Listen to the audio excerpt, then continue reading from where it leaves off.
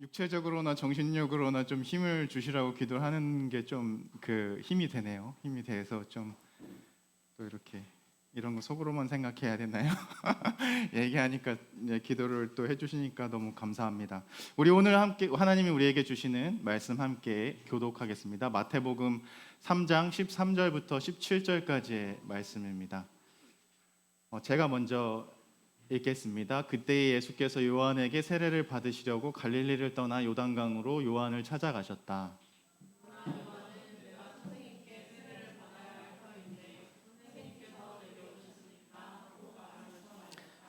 예수께서 그에게 말씀하셨다. 지금은 그렇게 하도록 하십시오. 이렇게 하여야 우리가 모든 의를 이루는 것이 옳습니다. 그제서야 요한이 허락하였다.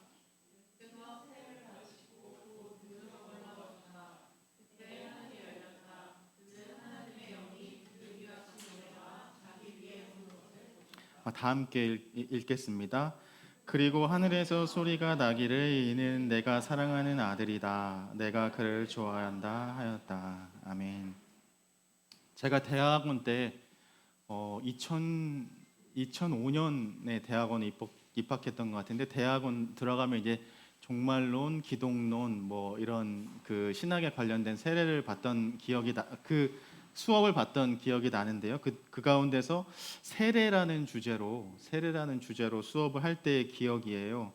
그래서 그 교수님이 수업을 진행하시는 교수님이 이런 질문으로 수업을 시작하셨던 것 같아요. 여러분, 세례는 몇 번 받아야 될까요?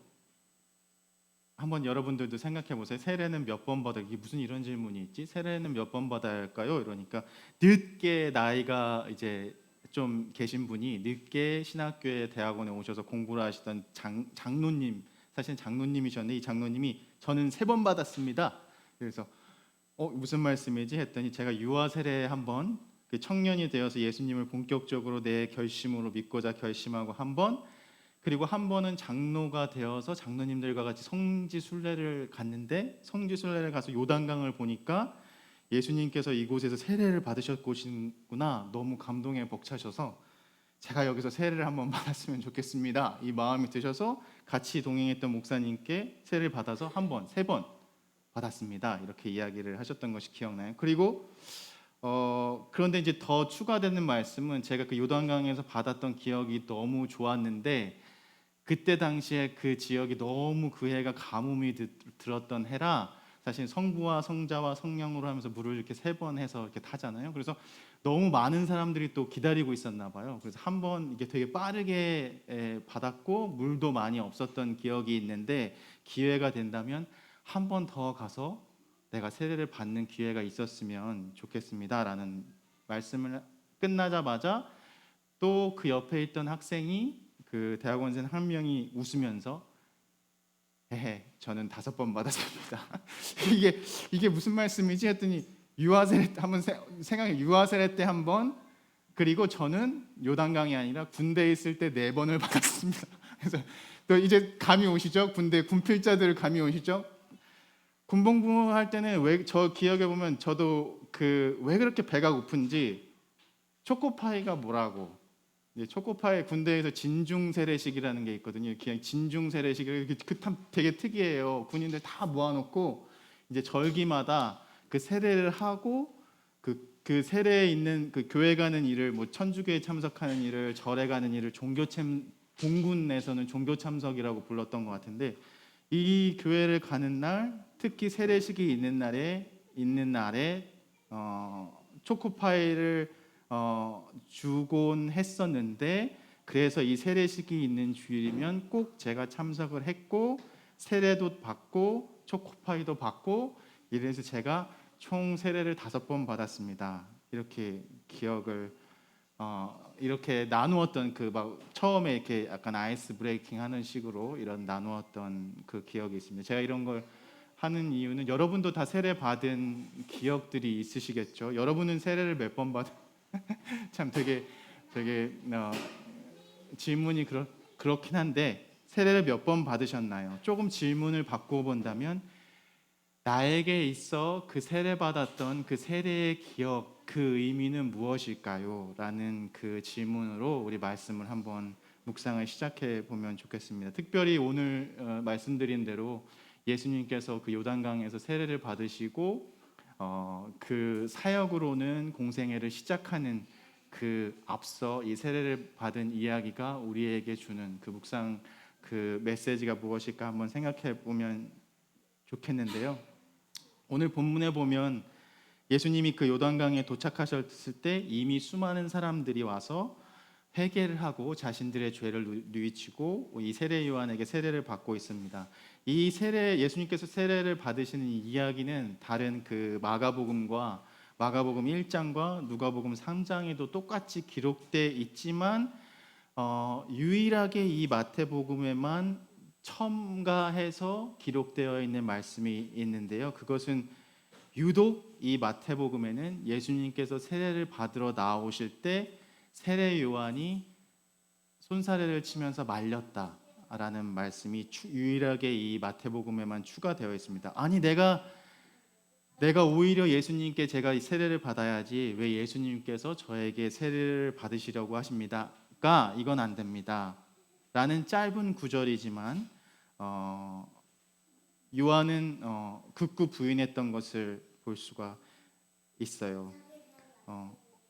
그 요한의 세례 요한의 마음은 이렇게 부인했던 마음은 조금 생각해 보면 쉽게 알 수 있겠죠. 이 죄는 이 세례라는 것이 예수님과 함께 내가 하나님과 함께 죽고 예수 그리스도와 함께 죽고 다시 예수님과 함께 부활합니다라는 의미를 담고 있고 또 하나님께서 마치 하늘을 열고 우리의 이름을 먼저 불러주시고 우리를 선택해 주셨다는 그 말씀과 같이 그 하나님의 사랑과 은혜를 온전히 체험할 수 있는 그런 의식이기도 하고 또 우리가 공적인 장소에서 특히 요즘 우리의 세례의 의미로는 우리가 내가 하나님을 그렇게 믿고 고백할 수 있지만 우리가 함께 주를 그리스도라 구원자라 고백하는 우리가 함께 모여서 내가 그 고백을 공적으로 함께 드린다는 그러한 예배가 있는데 그것은 예수님께서 이런 의미 여러 가지 의미로 볼 때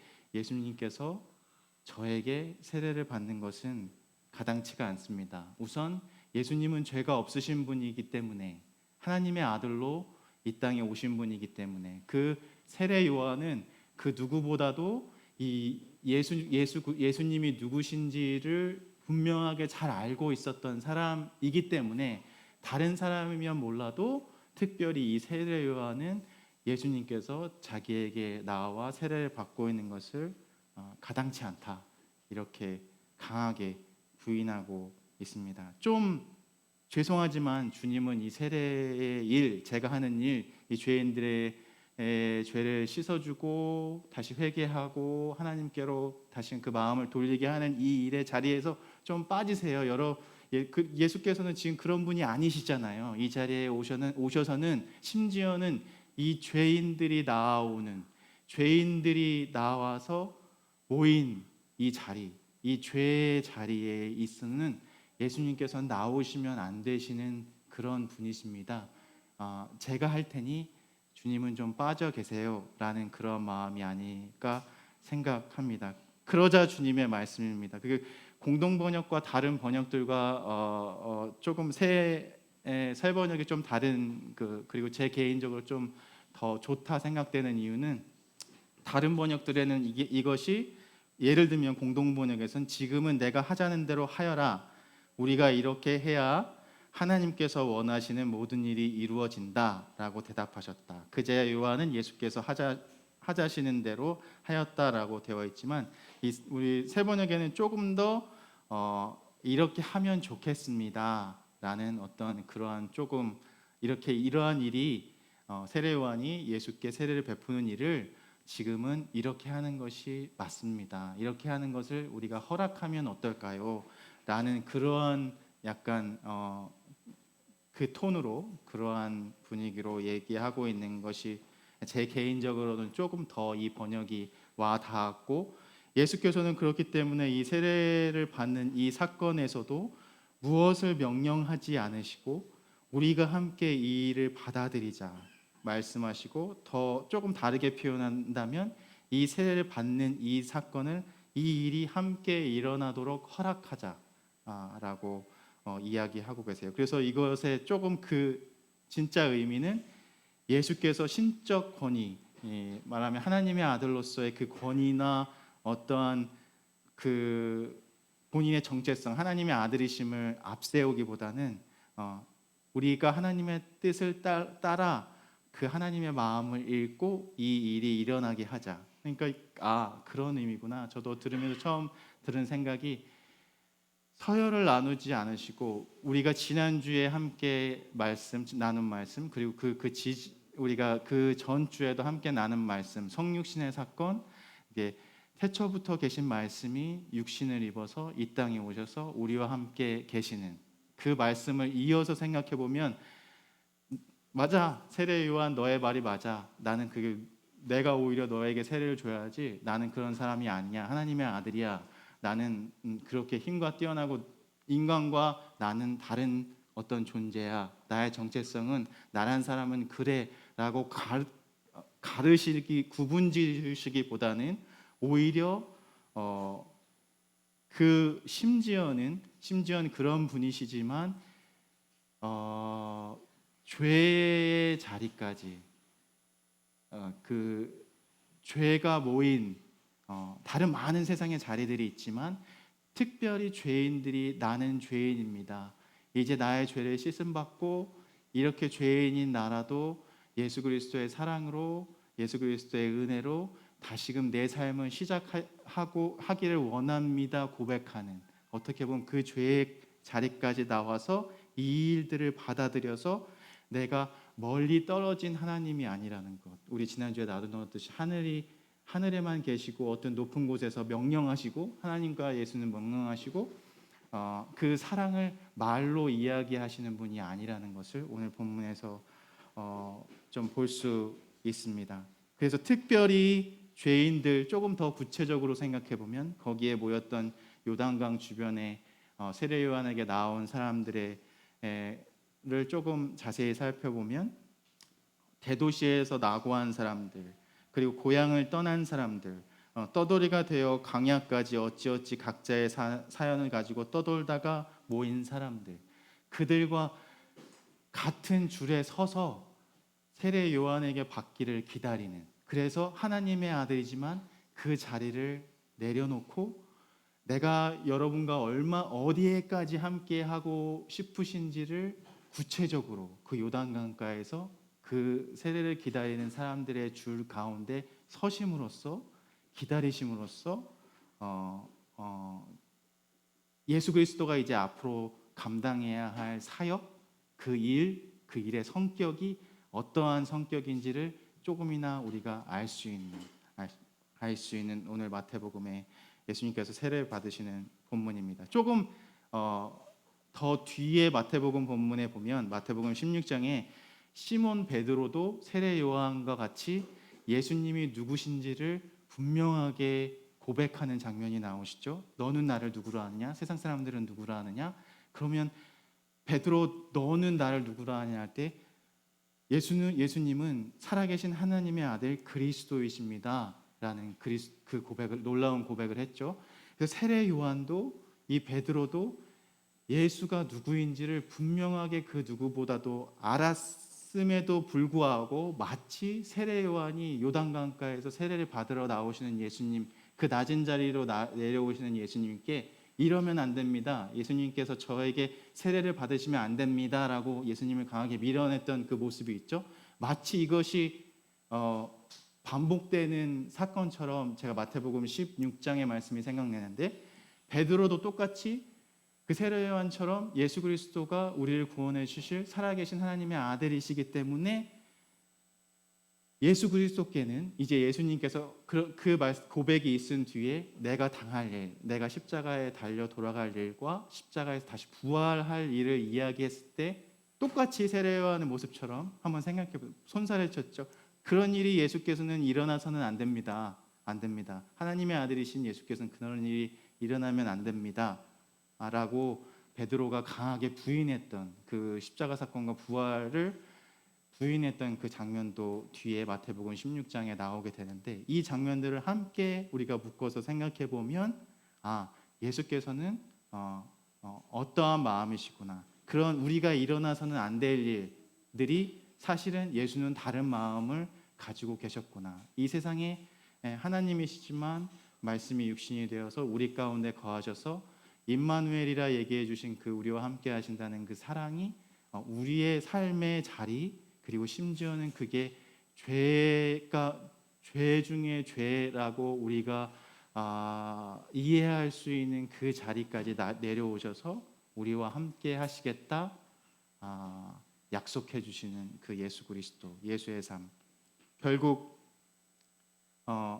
사랑하는 사람들에게 찾아가 그들과 함께 줄을 서는 일, 그리고 그들과 함께 그렇게 사는 일, 그리고 평등한 대우를 받는 일, 평등한 관계를 맺는 일, 너무나 당연한 일이지만 너무 당연하게 무시당하며 죄인들이라 낙인받고 이 세상의 끝에 자리까지 내몰린 사람들, 죄인 중에 죄인이라고 불린 사람들이 모인 그곳에까지 예수께서 내려오셔서 그 자리까지 함께 가운데서 내려오셔서 줄을 서시고 세례를 받음으로써 하나님께서 말씀하신 그 말씀의 사랑이 단지 말씀만이 아니라 우리와 함께 살겠다고 해주시는, 몸소 세례를 받으심으로써 우리에게 보여주시는 그 성육신 사건의 사랑을 세례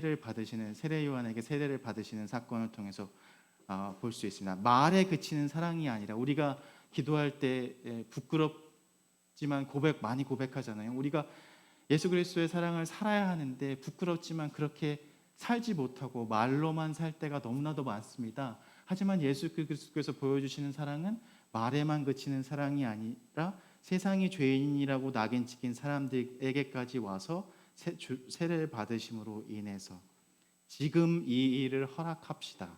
다시 한번 그 구절을 생각하면 지금 이 일을 허락합시다. 이 일을 받아들입시다. 세례 요한에게 요청하고 세례를 받으시는 예수 그리스도. 세상 사람들이 그토록 갖고 싶어하는 권력과 서열, 힘, 명성을 모두 거부하고 오히려 반면에 무엇에도 매이지 않는 자유로운 모습으로서 하나님의 참 아들로서의 예수를 오늘 본문을 통해서 만날 수 있구나라는 이러한 생각을 해보게 됐습니다. 그런데 예수님께서는 이렇게 가르치시지 않고 죄의 자리까지 내려오신 예수님을 보지만 정말 이 모습 속에서 진짜 예수님은 자유로운 분이구나. 다른 표현으로 보면 제가 생각한 표현으로는 진짜 금수저는 다르구나, 이런 생각은 해봤거든요. 왜냐하면 진짜 예수 하나님의 아들이시기 때문에 이러한 모습을 우리에게 보여주실 수 있는 것이 아닌가라는 생각도 해보았고요. 예수님의 그 이름의 의미, 하나님이 도우신다, 하나님이 건지신다, 하나님이 구원하신다는 뜻을 가지고 있으신 것처럼 이것이 말뿐이 아니라 군중 속의 예수님으로서 단지 말로만의 사건이 아니라 이제 우리 안에서 하나님의 도움이 시작되었다는 것을 보여주고 싶으셨던 그 예수님의 말씀을 읽을 수 있습니다. 그래서 마태가 생각하는 거룩의 의미도 조금 다른 것 같아요. 마태복음에서는 우리가 생각하는 거룩은 쉽게 생각해서 속된 것, 냄새 나는 것, 가까이 하기 싫은 것, 가까이 하고 싶지 않은 장소, 있어서는 안 되는 장소, 소의 죄의 자리라고 하는 데서 벗어나는 것에 관심이 많고 이런 모든 것들에서 벗어나는 것에 우리가 관심과 목표가 있고 이것이 거룩이라고 생각하는 그러한 우리의 마음들이 있지만, 오히려 반면에 역설적이게도 이 본문을 통해서 우리가 알 수 있는 거룩은, 마태복음을 기록한 이 마태 기자가 이야기하고 있는 것은 속되고 죄된 것을 멀리하고 제거하는 거룩을 이해하지 않고, 오히려 죄 많고 우리가 있고 싶어하지 않은 장소, 가까이 가까이 하고 싶지 않은 그 장소에까지 오히려 깊숙이 가까이 그리고 깊숙이 다가와 마치 세례의 이미지처럼 머리까지 흠뻑 적셔지도록 그 삶의 깊이까지 깊이 들어가 그 속에서 참 하나님의 사랑을 드러내겠다고 하는 그 퍼포먼스를 통한 예수 그리스도의 의지를 조금 저는 엿볼 수 있었습니다. 그래서 세례 요한의 그러한 만류에도 불구하고 당신의 거룩을 죄 많은 이 세상의 자리에 함께 둘 수 없는, 어떻게 보면 합리적으로 이해되는 세례 요한의 만류이지만 그 만류를 뿌리치고 우리의 모습과 많이 닮았잖아요. 그 신앙의 어떤 여러 가지 모습 속에서. 하지만 이제 우리가 이렇게 하는 것을 허락합시다. 우리가 그리스도 안에 하나라면 우리가 이 일을 해야 합니다.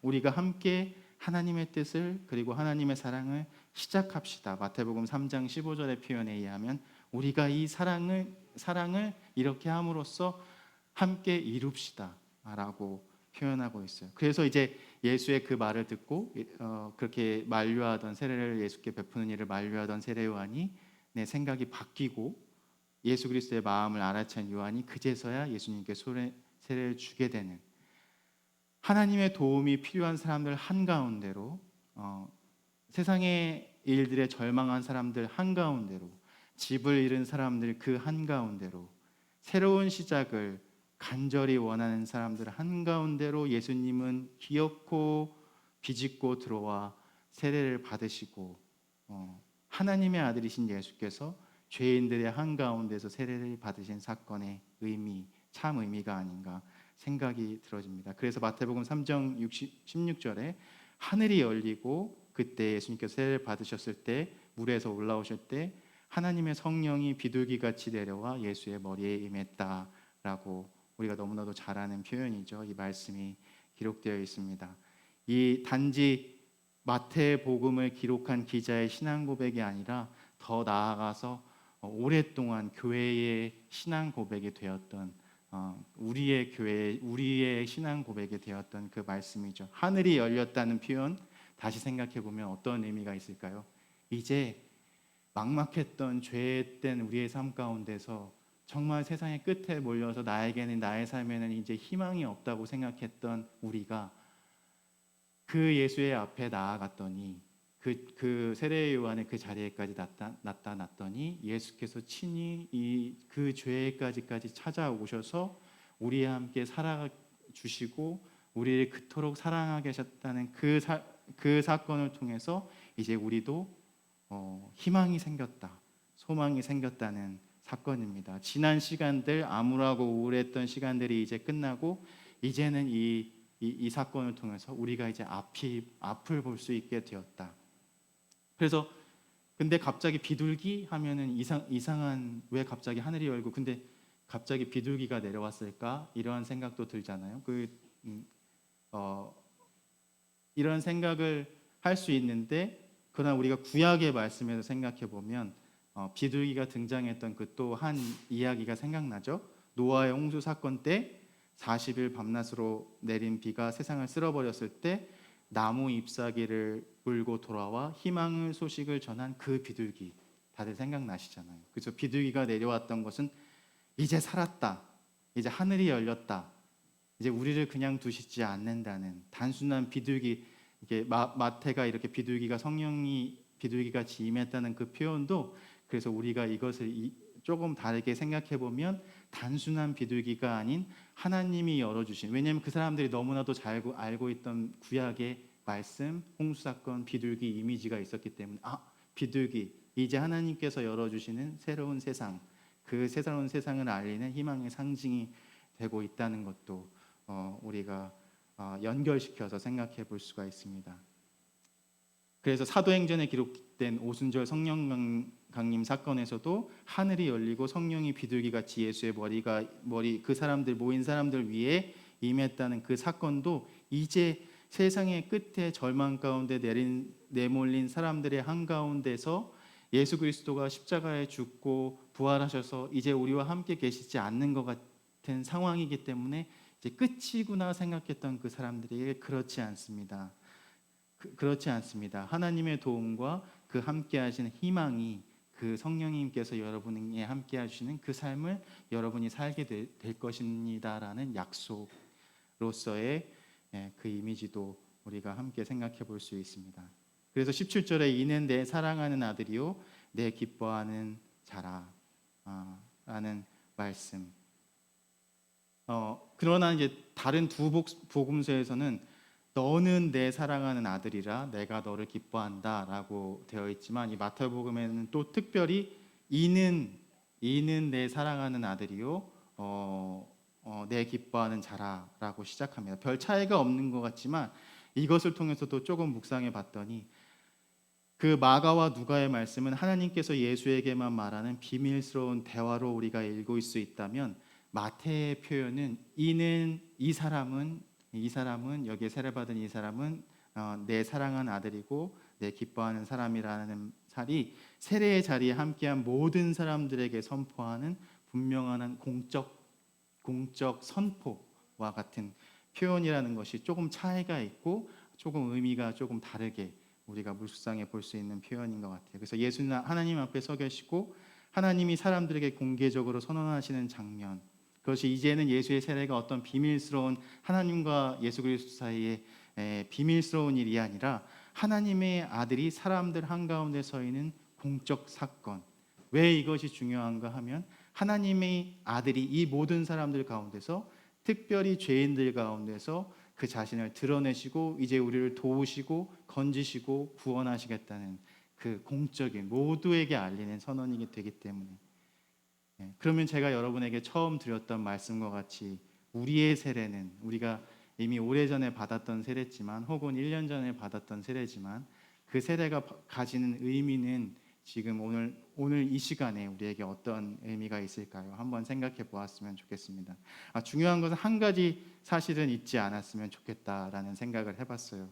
세례받은 우리는 혹은 세례를 받게 될 분도 계시고 하겠지만 세례는 하나님의 약속이라는 것, 예수 그리스도의 이름을 통해 하나님께서 이는 내 사랑하는 아들이요 딸이요 내 기뻐하는 자라는 그 선포, 나에게 친히 오셔서 그분이 누구인지를 알려주시고 내가 어떤 존재를 얼마나 사랑받는 존재인지를 알게 하시고 그 예수의 이름으로 다시금 일어서서 세상으로 나갈 힘을 주시는, 이제 살겠다, 이제 내가 이전에 어떠한 삶을 지금까지 오늘까지는 어떠한 삶을 살았는지는 상관없이 예수께서 우리와 함께 하시겠다는 그 임마누엘 성육신의 사건이 계속 이어지는 그 사건, 내가 너를 그냥 두지 않고 돕고 건지고 구원할 것이라는 약속, 예수께 하신 하나님의 그 분명한 음성이고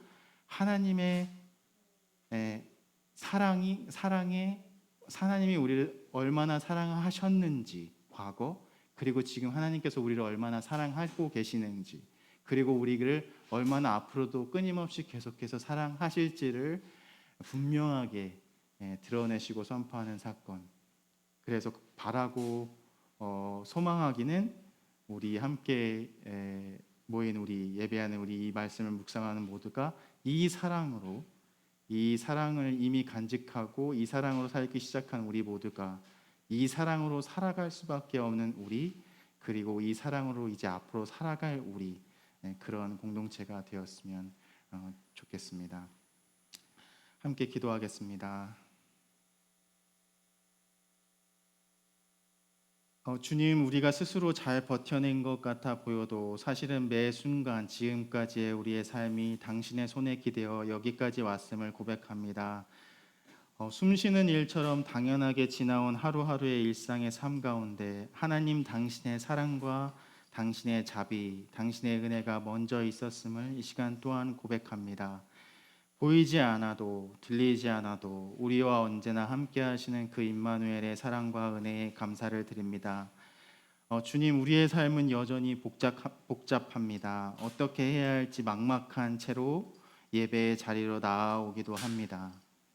우리가 주님께 드리는 기도로는 아직 말하지 못한 우리의 염려와 두려움도 있습니다.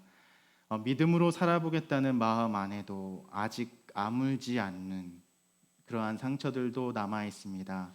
하지만 오늘 하늘을 여시고 낮고 연약하고 죄 많은 자리마다 한 걸음에 찾아와 주셔서 우리를 사랑한다고 말해 주시는 그 은혜와 사랑에 말로 표현할 수 없는 감사를 드립니다.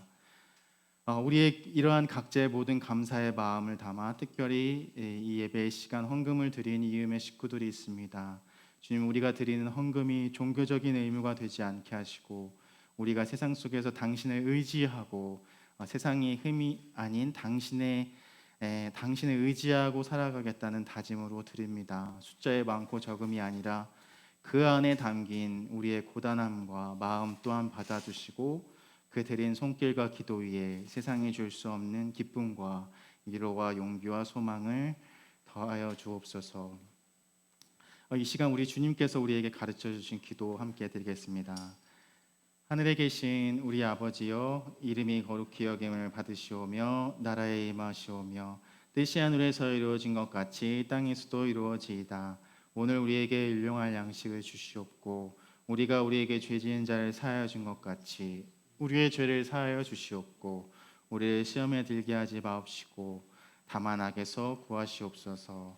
나라와 권세와 영광이 아버지께 영원히 있사옵나이다. 아멘. 우리 파송 찬양으로 함께 지어져 가네 함께 찬양 드리겠습니다.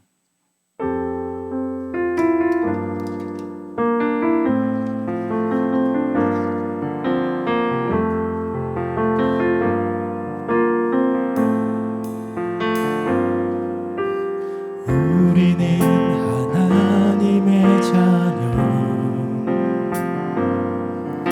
주 사랑하네 우리 거할 때 주님 나를 사랑하신 것 같이 우리도 서로 사랑할 수 있네.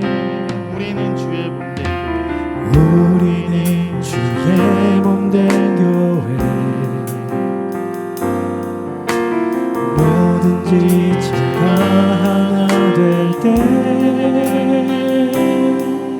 예수님의 마음을 닮아가며 고통과 즐거움 함께 나누네. 하나님 안에서 우리 서로 이어져 주가 거하실 성전이 되네. 모퉁이 돌 대신 예수와 하나 되게 하신 성령 안에 함께 지어져 가네. 하나님 안에서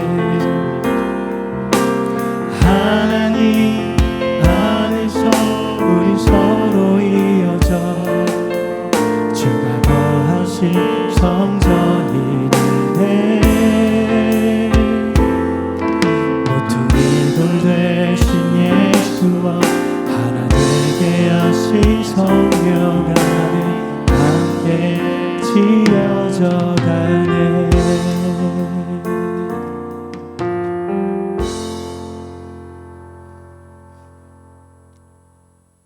이제는 하늘 문을 여시고 우리에게 오셔서 분명한 음성으로 너는 내 사랑하는 아들이요 딸이요 내 기뻐하는 자라 말씀해 주시는 하나님의 그 사랑과 죄가 아무리 깊더라도 그 자리 깊이 가까이 다가오셔서 우리가 그 사랑을 우리가 몸소 느낄 수 있도록 우리와 함께 하시는 그 예수 그리스도의 은혜와 이 모든 일을 그 사랑을 완성하게 하시는 성령님의 능력이 이 시간 이 사랑으로 다시금 우리가 그 처음 사랑을 잊지 않고 살아가겠습니다 고백하는 이음의 모든 식구들 위해 이 자리에 함께 하지는 못하지만 우리 각자의 자리에서 함께 예배한 우리 이음의 식구들 위해 그리고 우리가 사랑하는 가족, 이웃 그리고 우리의 기도의 제목들에게까지 지금부터 함께 하시기를 간절히 축원하옵나이다.